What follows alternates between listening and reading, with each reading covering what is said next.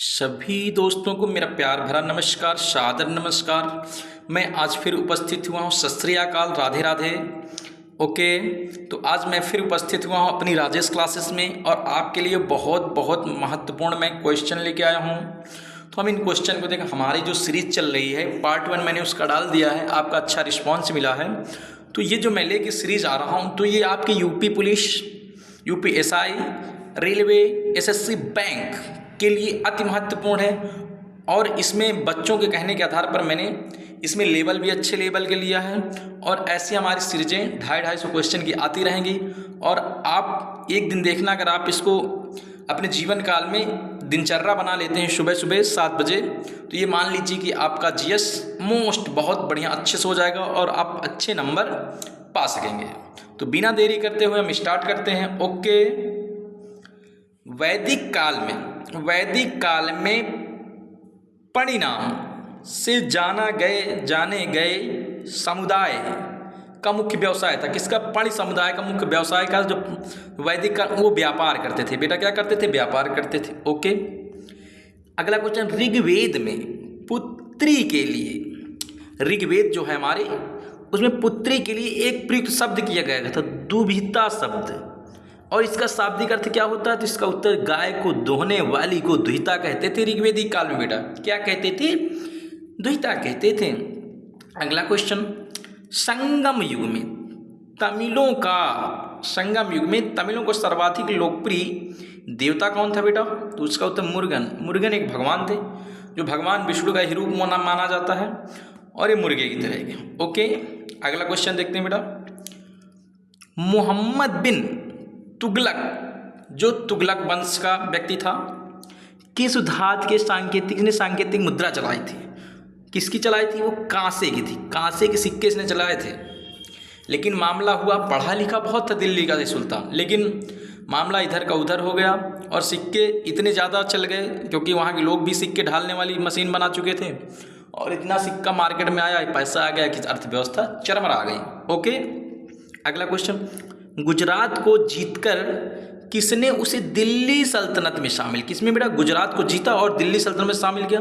तो ऐसा व्यक्ति कौन था? अलाउद्दीन खिलजी था, याद रखिएगा आप। ओके, अगला, अमीर खुसरो को किस गायन शैली का जन्मदाता या पिता कहा जाता? तो आप बताएंगे उत्तर, कव्वाली शैली अमीर खुसरो ने। और इन्होंने सितार और तबला का आविष्कार किया है। किसने? अमीर खुसरो। और इनका जन्म कहाँ हुआ था बेटा? तो कासगंज के पटियाली गांव में। ओके, ये बहुत इंपॉर्टेंट क्वेश्चन है बेटा।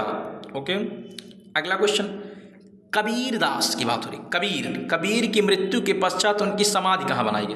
तो मगहर बेटा कहाँ पर था? संत कबीर नगर में। अब इसकी कहानी क्या है कि कुछ इनका जन्म बनारस में हुआ था बेटा। कहाँ हुआ था? कबीर दास का जन्म बनारस में हुआ था। जुलाहा परिवार में किसी ने फेंगन नीरू नीमन का सेव पालन पोषण किया है। और इनकी साखी, शबद, रमैनी इनकी बुकें हैं। क्या? साखी, शबद और रमैनी। और ये तो बचपन से ही लिखे पढ़े नहीं थे, लेकिन इनका जो शिष्य था वही लिखता था। और मरने के बाद लोग कहते थे कि अगर आप वहाँ पर मरोगे मगहर में तो आपको नर्क मिलेगा। तो इन्होंने कहा ठीक है, मैं अब जाके वहीं मरूंगा। तब से वहीं मरे। तो कभी कभी क्वेश्चन बहुत बार पूछा गया। ओके, अब अगला, अकबरनामा के प्रख्यात लेखक अबुल फजल की हत्या किसने की थी? तो वीर सिंह बुंदेला ने अबुल फजल की हत्या की थी, जिसने अकबरनामा लिखी थी। क्या लिखी थी? अकबरनामा लिखी थी। ओके, और अकबरनामा का ही भाग बेटा आईने अकबरी है। तो आपसे पूछे अकबरनामा का क्या भाग? आईने अकबरी, उसी का भाग है। अगला क्वेश्चन, बागी शहजादे खुसरो को आश्रय देने के लिए जहांगीर का लड़का था खुसरो, सिख गुरु को मृत्युदंड दिया गया था, गुरु अर्जुन देव को। तो जो गुरु अर्जुन देव थे, जिन्होंने स्वर्ण मंदिर का निर्माण करवाया था, और इन्होंने और क्या किया था आप कमेंट में जरूर बताइए। स्वर्ण मंदिर का निर्माण इन्होंने करवाया था। तो इसकी हत्या किसने किया था? जहांगीर ने कर दी थी, गुरु अर्जुन देव की। ओके, अगला क्वेश्चन, पांड्यों, जो दक्षिण भारत में एक पांड्य साम्राज्य था, का उल्लेख सर्वप्रथम किस विदेशी यात्री ने किया था? तो मार्को पोलो था बेटा। ये एक यात्री था और कहाँ का बेटा था? इटली का था। तो यहाँ पर याद रखिए मार्को पोलो कहाँ का? इटली का था। और ये आया था और उसने इसमें इनकी चर्चा की थी। ओके, ब्यास नदी का प्राचीन नाम क्या है बेटा? बिपाशा है। रावी का नदी का नाम परसुड़ी है, सतजल का नाम शत्रुंधि है, तो याद रखिएगा। ओके। 6ठी शताब्दी ईसा पूर्व में वत्स महाजनपद की राजधानी क्या थी? तो आप बताएंगे बेटा कौशाम्बी। क्या थी? कौशाम्बी थी वत्स की राजधानी, जबकि मत्स्य की विराटनगर थी। ओके, आगे देखते हैं। पाटिलपुत्र नामक नगर की स्थापना किसने की थी? उदयन ने। उदयन ने की थी इसकी, लेकिन राजधानी किसने बताया? जब आप बताएंगे तो अजातशत्रु ने अपनी राजधानी, इसकी स्थापना उदयन ने की थी। ओके, अगला क्वेश्चन। मगध का प्रथम राजवंश कौन था? हर्यक वंश था। कौन था? हर्यक वंश। और इसकी स्थापना किसने की थी? तो आप बताएंगे बिंबिसार ने की थी, और बिंबिसार का लड़का अजातशत्रु, और अजातशत्रु का लड़का उदयन था। और इसे हर्यक वंश को पितृहंत वंशा के नाम से जाना जाता है। किससे बेटा? पितृहंत, अर्थात ये पिता को अपनी हत्या करके ही गद्दी में बैठते थे। ओके। बुद्ध द्वारा गौ हत्या को बौद्ध मतावलंबी क्या कहते थे? महाभिनिष्क्रमण कहते थे। अच्छा, क्या कहते थे? महाभिनिष्क्रमण कहते थे। ओके, अगला क्वेश्चन।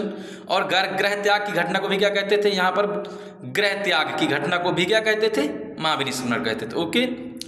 सल्तनत काल में अश्वशाला अर्थात घोड़ा जहाँ पर रहते थे, घोड़े रखने वाला जो, तो उसका प्रधान को क्या कहा जाता? अर्थात अश्वशाला की देखरेख करने वाला जो व्यक्ति होता था, उसका मेन, उसे अमीर ए आखुर कहा जाता। आखुर मतलब खुर से संबंधी, आप याद रखना कि खुर किसके होते हैं? जानवरों को होते हैं, तो इसी से याद रखना अमीर ए आखुर से कहा जाता था। ओके, अगला क्वेश्चन, बहुत मैंने मोस्ट इंपॉर्टेंट क्वेश्चन इस बार टाइप कराए हैं। खालसा पंथ की स्थापना तथा एवं धर्माचार पाहुल को किस सिख गुरु ने चलाया था? तो खालसा गुरु गोविंद सिंह ने। किसने चलाया था बेटा? गुरु गोविंद सिंह ने चलाया था। ओके, अगला क्वेश्चन। विशिष्ट दैतावाद के प्रवर्तक कौन माने जाते बेटा? रामानुजाचार्य। तो आप याद रवि याद रखना, रवि याद रखें तो क्या? रा से रामानुजाचार्य और वी से विशिष्ट दैतावाद हो जाएगा। तो इस तरह याद रखें, क्योंकि आप में अभी और आएंगे तो मैं बताऊंगा इनकी ट्रिक। तो आप रा से रवि याद रखना, रवि में क्या होगा? तो रा से रामानुजाचार्य और वी से विशिष्ट दैतावाद। ओके। खानवा का युद्ध कब हुआ था? तो 1527 में हुआ था। किसके बीच बेटा? तो बाबर और राणा सांगा के बीच हुआ था। ओके, अगला चोल वंश का संस्थापक कौन था? विजयालय था बेटा। तो चोल वंश का संस्थापक कौन था? विजयालय था। ओके। आगरे के लाल किले में मोती मस्जिद किसका? आगरा का जो हमारा लाल किला है, इसको किसने बनवाया था? मुगल शासक ने बनवाई थी, तो शाहजहां ने बनवाया था। जबकि दिल्ली वाली मोती मस्जिद का निर्माण औरंगजेब ने करवाया था। ओके, अगला क्वेश्चन। पुष्पमित्र शुंग ने अश्वमेघ यज्ञ किए, यह जानकारी किस ग्रंथ में मिलती है? तो महाभाष्य। ये किसका है बेटा? पतंजलि का है। महाभाष्य किसने? पतंजलि ने लिखी है, जिसे योग का प्रवर्तक माना जाता है पतंजलि को। ये इन्हीं के दरबार में रहते थे और इनके अश्वमेध यज्ञ कराए थे, उसी में इनका उल्लेख है। तो पुष्पमित्र शुंग ने अश्वमेध यज्ञ किए थे, यह जानकारी किस ग्रंथ में मिलती है? तो आप बताएंगे महाभाष्य में। और महाभाष्य किसका लिखा है? तो आप बताएंगे पतंजलि का लिखा हुआ है। ओके, अगला क्वेश्चन। अगर आप क्वेश्चन अच्छा लगे तो कमेंट जरूर करिएगा। ऐतरेय ब्राह्मण किस वेद का है? तो ऋग्वेद का। ऐतरेय और कौशितकी इसके हैं। ऐतरेय के साथ इसका कौशितकी भी है, कौशितकी भी है इसी का, कौशितकी भी इसी का है। तो दो हैं इसके ऋग्वेद के। अगला क्वेश्चन। हिस्टोरिका नामक ग्रंथ के लेखक कौन थे? हेरोडोटस। हेरोडोटस को ही इतिहास का पिता कहा जाता है, और हेरोडोटस ने ही बेटा डेल्टा की खोज की थी। डेल्टा, जो नदी किनारे डेल्टा बनता है, उसकी खोज हेरोडोटस ने की थी, और मिस्र की नील नदी के तट पर की थी, मिस्र की नील नदी के मुहाने पर की थी। ओके, अब देखते हैं।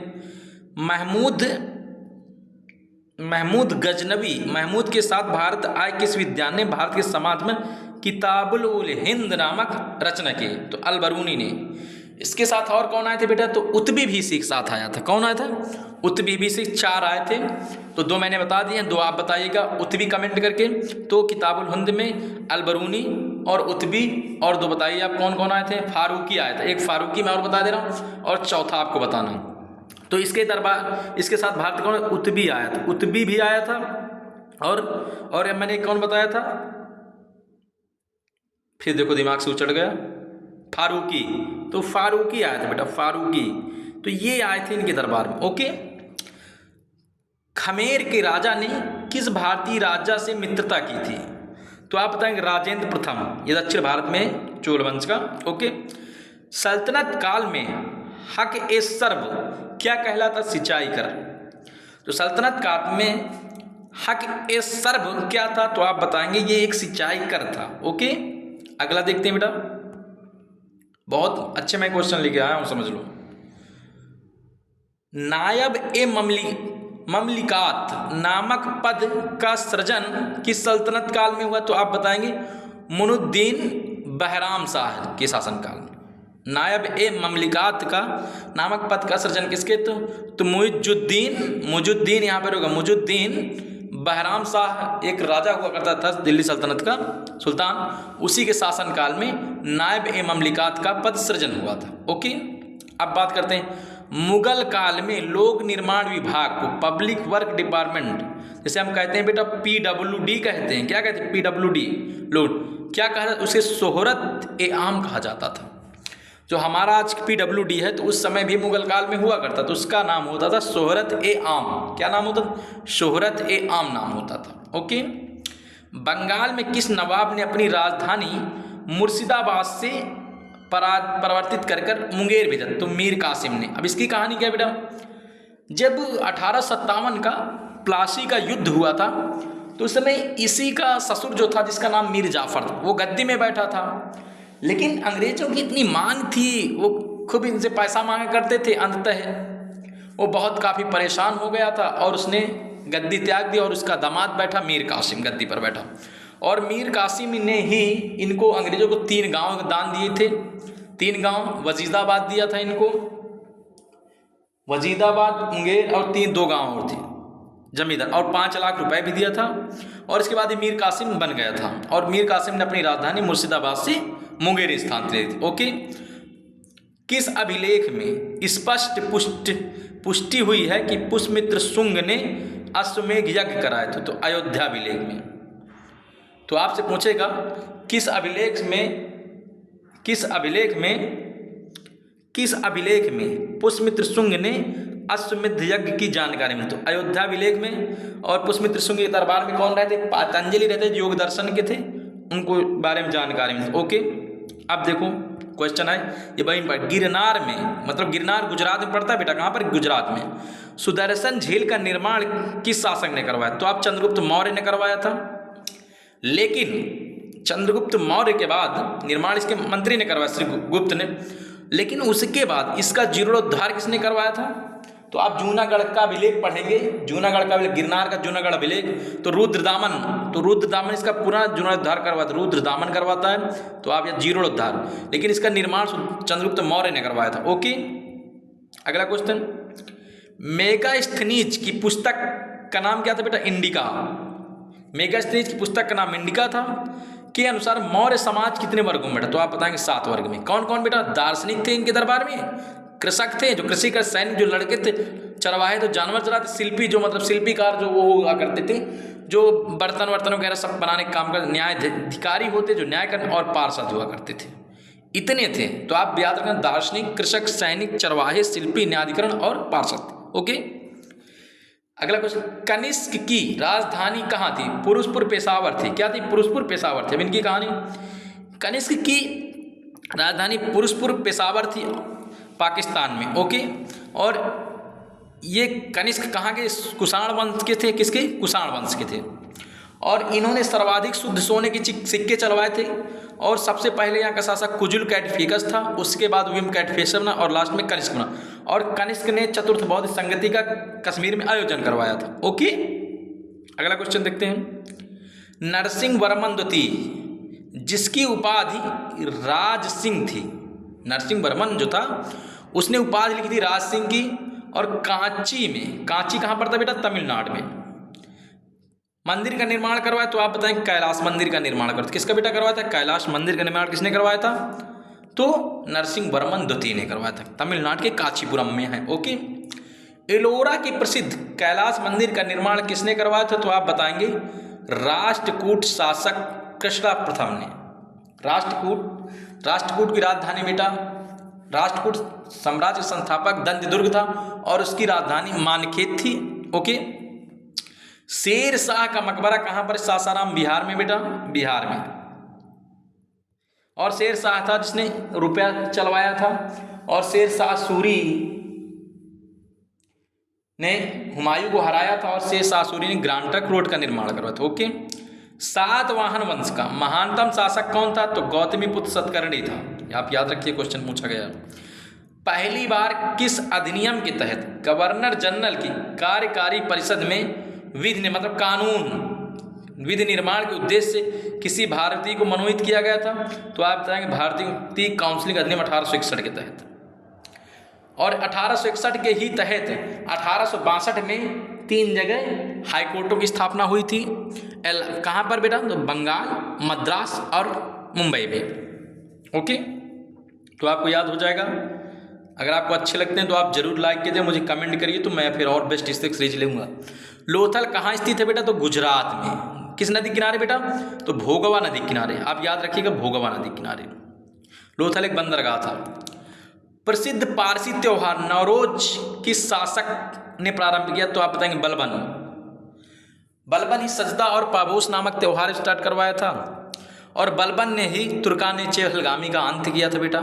तो बलबन लौह रक्त की नीति अपनाता है। ओके। किस गवर्नर जनरल के काल में अंग्रेजी उच्च शिक्षा का माध्यम तथा सरकार के कामकाज की भाषा के रूप में स्वीकार? तो आप बताएंगे विलियम बेंटिंग के काल में। और ये किसने दिया था? तो आप बताएंगे लॉर्ड मैकाले। किसने दिया था? तो एक व्यक्ति था जो मतलब अंग्रेजी की वकालत किया था। 1833 ये अधिनियम बताऊं तो आप बताएंगे अधिनियम 1833 का अधिनियम है ये 1833 का अधिनियम। इसी समय राजा राम मोहन राय थे, उसी के दौर की बात है। तो लॉर्ड मैकाले की अध्यक्षता में शिक्षा आयोग इंग्लिश शिक्षा की बात की गई थी, और भारत में इंग्लिश शिक्षा देने की बात की गई थी। और कहा गया था कि इंग्लिश शिक्षा से होगा क्या कि वो देखने सुनने में तो भारतीय होंगे, लेकिन इनकी रगों में हमारा अंग्रेजों वाला नशा दौड़ेगा। ओके। अगला क्वेश्चन, दिल्ली के लाल किले के अंदर मोती मस्जिद का निर्माण किसने करवाया? तो आप बताएंगे औरंगजेब। जबकि आगरा के किले किसने करवाया था? तो आप बताएंगे जहांगीर, जो कौन? शाहजहां ने। तो आपसे पूछा जाए कि जो आगरा का किला है तो उसके अंदर मोती मस्जिद का निर्माण किसने करवाया? तो आप बताएंगे कौन? शाहजहां। जबकि दिल्ली के लाल किले के अंदर किसने करवाया? तो औरंगजेब ने। ओके। सांची का स्तूप ये मध्य प्रदेश के रायसेन जिले में बेटा किस वंश के काल में बना गया? तो मौर्य वंश के। ये कहाँ पर? एमपी में है बेटा, और रायसेन जिले में। तो याद रखिएगा, रायसेन जिले में। ओके। किस राजवंश ने हत्या कर सत्ता हथियाई तथा जिसका अंत भी हत्या के द्वारा? शुंग वंश। किसने? शुंग वंश जो था, इसने जिस वंश में सेनापति था पुष्यमित्र शुंग, इसने पुष्यमित्र वंश की शुंग वंश की स्थापना की थी। उसने मौर्य वंश के राजा बृहदत्त की हत्या की थी, और उसके बाद इसने शुंग वंश के कालाशोक था एक, इसने इसकी हत्या कर गई। कालाशोक था, उसने इसकी हत्या की। और तो इसने मौर्य साम्राज्य के राजा की हत्या की, और इसकी किसने हत्या की? कालाशोक ने की थी। ओके। अगला क्वेश्चन, हाथी गुफा अभिलेख में उपलब्धियों का विवरण क्या है? खारवेल की उपलब्धियां।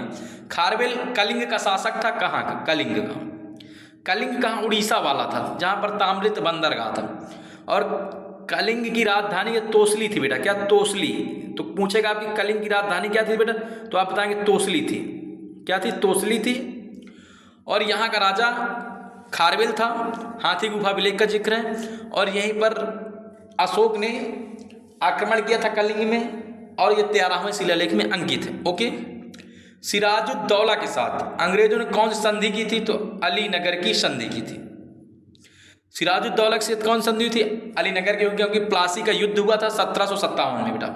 1757 में युद्ध हुआ था प्लासी का, और उसके बाद संधि हुई थी। ओके। अगला क्वेश्चन देखते हैं, नरेंद्र मंडल की स्थापना का सुझाव किसने दिया था? तो चेम्सफोर्ड सुधारों में। तो लॉर्ड चेम्सफोर्ड सुधार कब आया था? तो आप बता देंगे तो 1717 के आसपास आया था। ओके। धन निष्कासी का सिद्धांत का प्रतिपादक किसे कहा जाता है? तो दादा भाई नौरोजी को। इन्हें ग्रांड ओल्ड मैन कहा जाता है और इन्होंने पॉवर्टी एंड अनबिट्रिस रूल नामक बुक लिखी थी और इसकी रब्त गुप्तार भी इनकी पत्रिका है। ओके, दादा भाई नौरोजी की बात में याद रखिएगा। सल्तनत काल में किले की सेना के खर्च के लिए निर्धारित भूमि को क्या कहा जाता था? तो मफरूज कहा जाता था। जो सल्तनत काल में किले में जो सेना लगा करती थी उसके खर्च के लिए एक भूमि थी कि वहाँ जितनी भी मतलब कि जितना भी अनाज या कुछ होगा उससे जो प्राप्त पैसे होंगे बेचने के बाद या अनाज, तो उस भूमि को उसको किस सेना को दिया जाएगा और उस भूमि को क्या कहा जाता? मफरूज कहा जाता था बेटा, मफरूज कहा जाता। ओके। सल्तनत कालीन प्रांत की जो सेना होती थी, मतलब राज्यों की, मतलब एक राज्य और दो राज्यों की जहाँ बाउंड्री लगती है, तो सल्तनत कालीन जैसे कि हमारे यूपी बिहार के बीच में बॉर्डर, वहाँ पर सेना लगेगी। उसी तरह सल्तनत काल प्रांत की सेना क्या कहलाती? तो हस्मे अतराफ कहलाती थी। मैं तभी आपसे कह रहा हूँ कि मैं इतने अच्छे इस बार क्वेश्चन लेकर आया हूँ, बहुत लेवल के। मैंने कहा पढ़ाते तो सबको ही, कुछ बेटर पढ़ाया जाए जो बच्चों को अच्छा लगे और बेस्ट क्वेश्चन हो, लगे नहीं यार कोई क्लास है। ओके। ग्वालियर अभिलेख में के अनुसार अरबों का सिंध के आगे बढ़ने से किसने रोका था? तो नागभट्ट ने। किसने रोका था?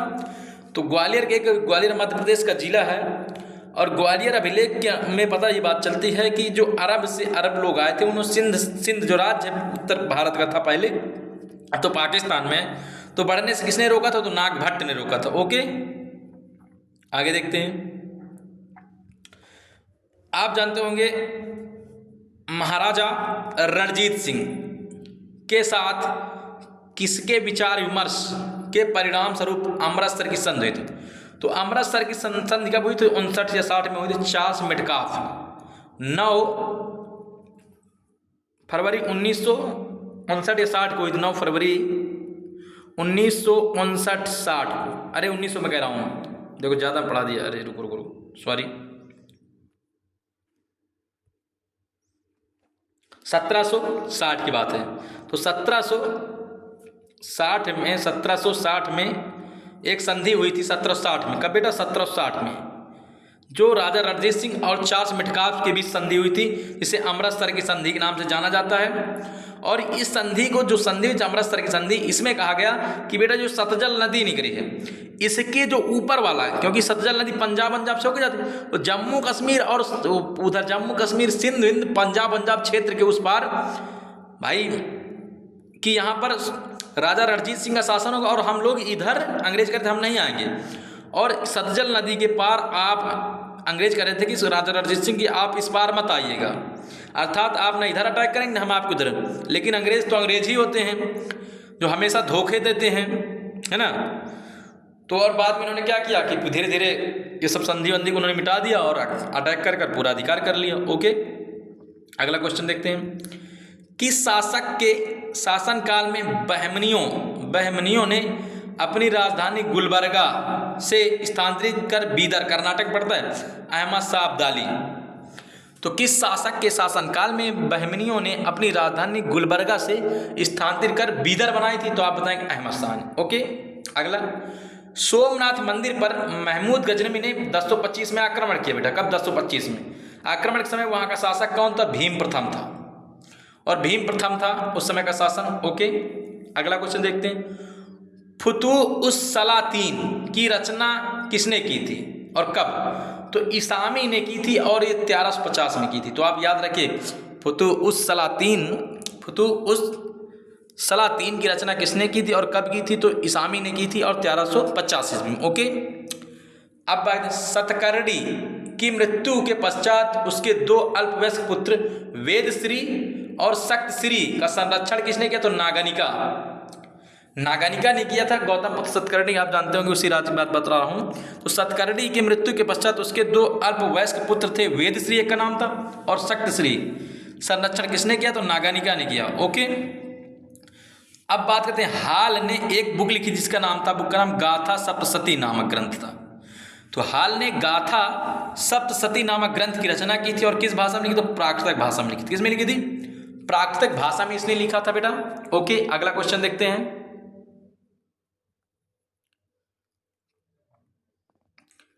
कौन सा शासक प्रत्येक 5वें वर्ष प्रयाग में धार्मिक सम्मेलन आयोजन करता?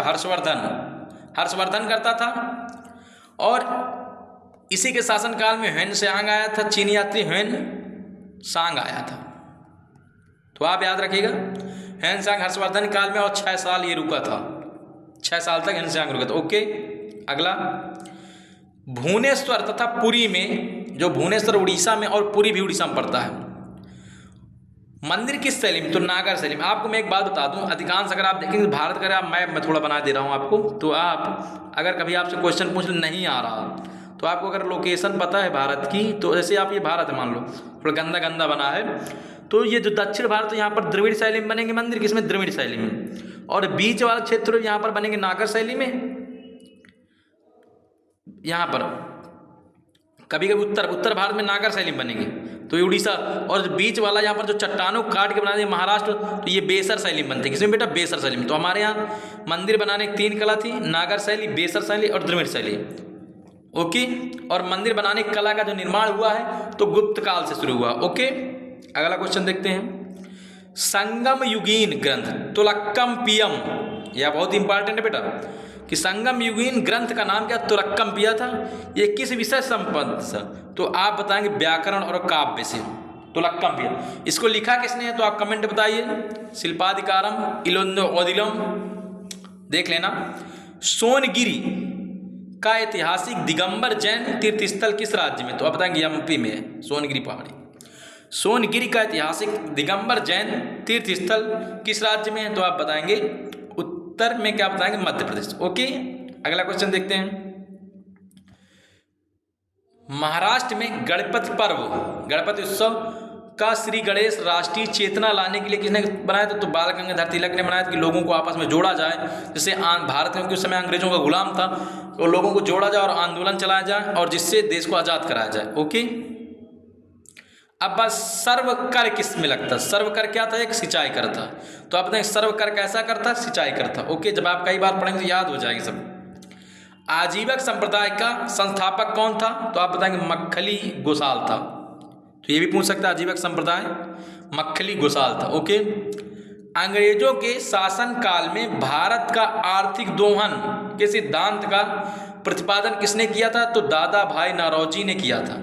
मैंने भी बताया कि उनकी बुक का नाम poverty and un-British rule in India नामक पुस्तक है, और उन्होंने बताया था किस तरह भारतीयों, ये लोग अंग्रेज लोग भारत में रह रहे हैं, और भारत का जितना भी पैसा रुपया धन संपत्ति धीरे धीरे कहाँ ले जा रहे हैं? दोहन मतलब दो के अपने इंग्लैंड में ले जा रहे हैं। ओके, रॉलेट एक्ट भारत में कब लागू हुआ था? तो 1919 में लागू हुआ था। इसमें बिना दलील, बिना वकील, बिना बहस के साथ जेल में अंदर डाल दिया जाता। विक्रम संवत कब प्रारंभ हुआ? तो 78 पूर्व से प्रारंभ हुआ। ओके, अब बात करते हैं बनावली, हरियाणा का एक स्थल है। बनावली हरियाणा में पड़ता बेटा, एक प्राचीन स्थल है जिसे 1993 से 74 में की खुदाई में सिंधु सभ्यता के अवशेष मिले हैं। यह स्थल भारत किस राज्य में? तो आप बताएं हरियाणा में। ओके, तो आज हमारे अगला देखते हैं क्वेश्चन।